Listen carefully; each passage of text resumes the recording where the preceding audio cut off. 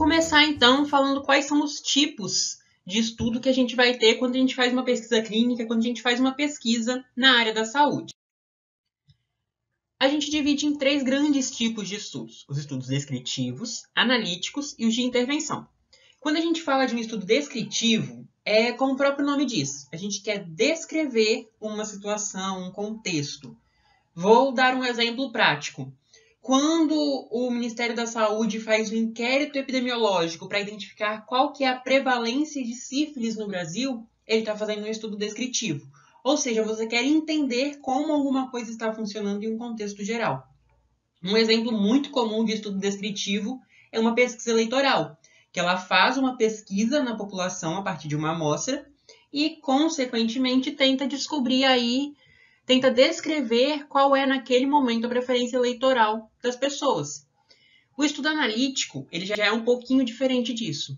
Ele vai ter essa característica descritiva de enxergar o que está acontecendo, mas a partir do momento que ele descreve o que está acontecendo, ele tenta achar relações entre essas coisas.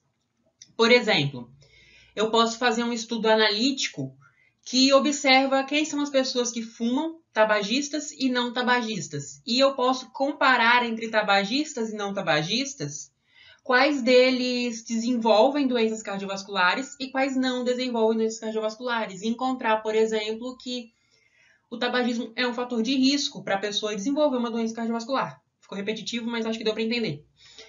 Então, qual que é a característica aqui que a gente precisa gravar sobre o estudo analítico? Eu não intervenho.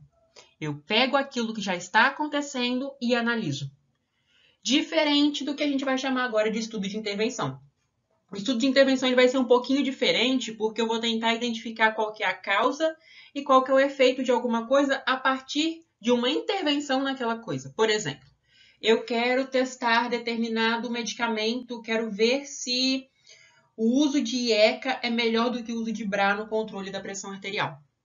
Então, eu divido meus pacientes em 2 grupos e, como uma atitude do próprio estudo, eu dou IECA para um grupo e dou BRA para o outro grupo.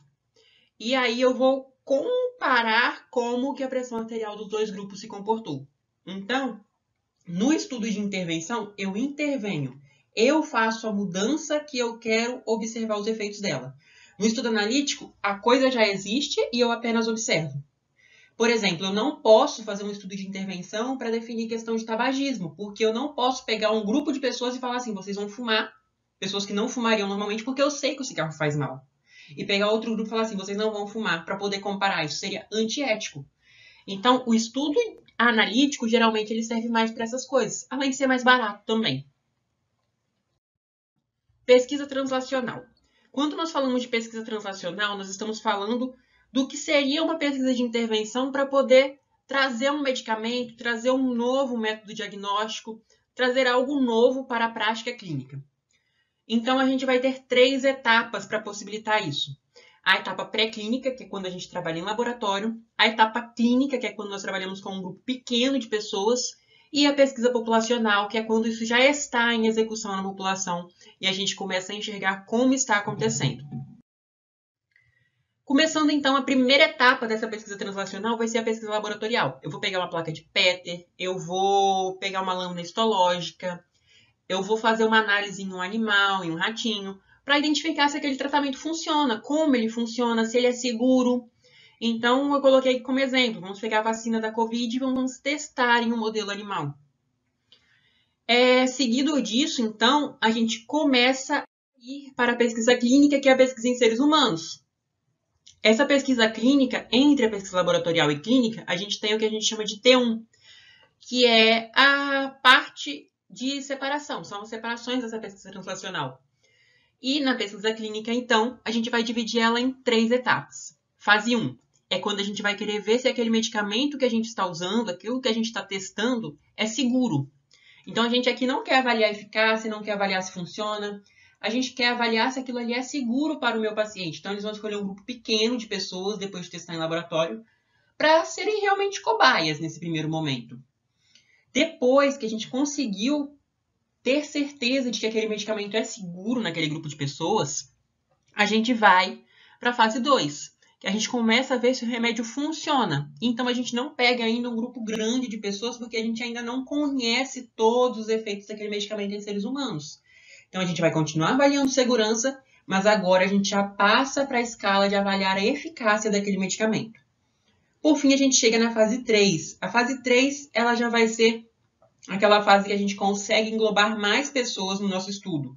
Então, a gente vai avaliar tanto a segurança, tanto a eficácia, em um grupo, por exemplo, de 1.000 pessoas, um grupo de 500 pessoas, para que a gente consiga ter uma noção melhor se aquilo ali realmente funciona ou não. É só a gente lembrar da vacina da Covid. Primeiro ela começa lá naqueles estudos iniciais, e depois ela começou a chegar para grupos selecionados, não estou falando dos grupos prioritários, não.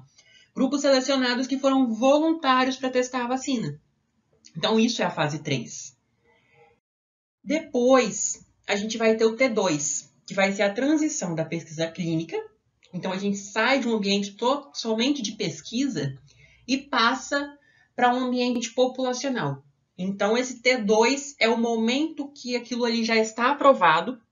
Então, eu fiz a pesquisa clínica, comprovei que funciona e consegui aprovar, consegui colocar o meu novo medicamento, o meu novo teste diagnóstico, minha nova vacina no mercado. Agora, não para por aí. A gente precisa continuar avaliando se esse medicamento está funcionando, se está dando resultados realmente, para a gente continuar fazendo exatamente esse acompanhamento daquilo que a gente criou. Vamos pensar aqui no caso da vacina da Covid mesmo. Será que as pessoas vacinadas estão tendo um desfecho melhor com Covid do que as não vacinadas? A gente viu que sim. Então, isso é uma pesquisa populacional. É aquela que a gente faz quando aquilo já está em prática, mas a gente quer avaliar um pouquinho melhor.